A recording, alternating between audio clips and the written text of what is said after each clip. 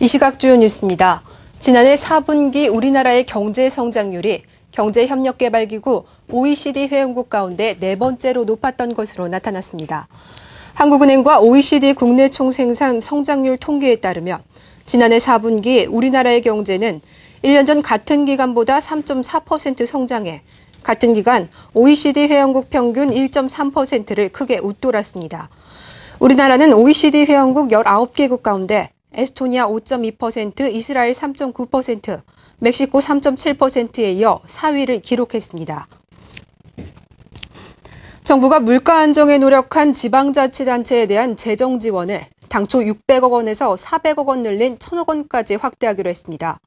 박지원 기획정보 장관은 물가관계 장관회의에서 물가 안정 우수 자치단체의 노력을 보상하기 위해 올해 특별교부세와 광특회계 지원 규모를 대폭 증액했다며 이같이 말했습니다.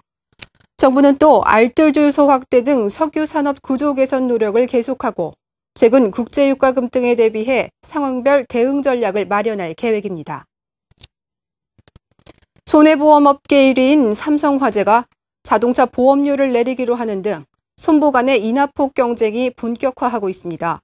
삼성화재는 보험개발원에 자동차 보험료를 2.2% 내리는 방안에 대해 요율 검증을 의뢰했고 동부화재 역시 2.4% 이하의 적정성에 대해 검증을 요청했습니다. 현대해상과 메리츠화재, LRG 손해보험 등도 내부적으로 2.2에서 2.4% 사이에서 인하폭을 검토 중인 것으로 전해졌습니다.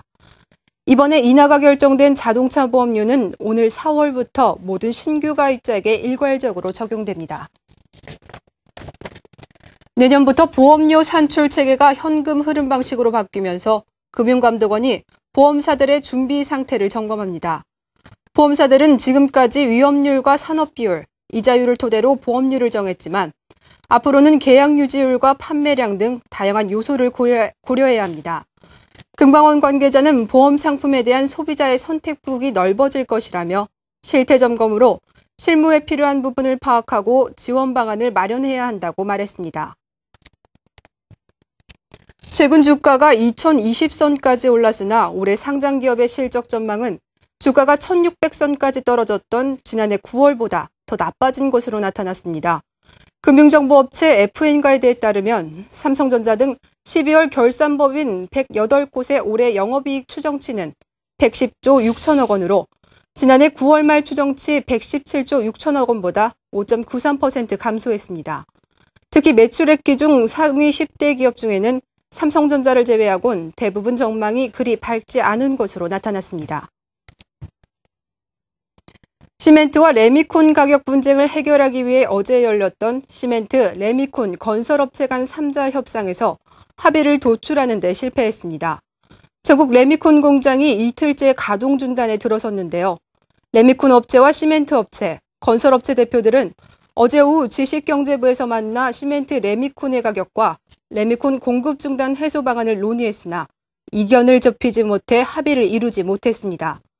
앞서 어제부터 950여 개 레미콘 업체들은 시멘트 업계가 올해 초 크게 오른 시멘트 가격을 내리거나 건설업계에서 레미콘 가격을 올려줄 것을 요구하며 일제히 조업 중단에 들어섰습니다.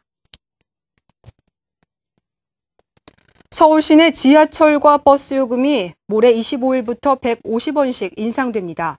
서울시는 25일 첫 차부터 시내 지하철과 간지선 버스, 광역버스, 마을버스의 요금이 150원씩 오른다고 밝혔습니다. 서울시는 시민들이 요금 인상으로 인한 불편함을 덜 수 있도록 내일부터 오는 27일까지 24시간 현장 상황실을 운영합니다. 지금까지 이 시각